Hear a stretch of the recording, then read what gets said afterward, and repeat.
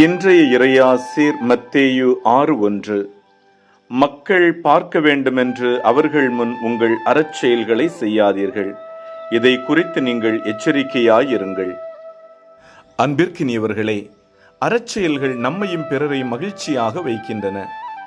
அறம் செய்ய விரும்பு என்கிறது பழந்தமிழ் இலக்கியம்.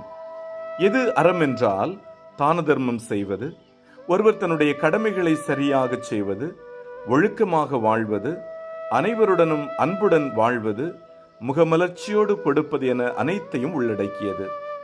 அறச்செயல்களை செய்வது மட்டுமல்ல, அதை ஏன் செய்கிறோம் என்பது அதைவிட முக்கியமானது. பிறர் பார்க்க வேண்டும், உயர்வாக பேச வேண்டும், என்னை புகழ வேண்டும், இதில் எனக்கு ஆதாயம் உண்டு என விளம்பரங்களுக்காக செய்யப்படும் செயல்களும் உண்டு.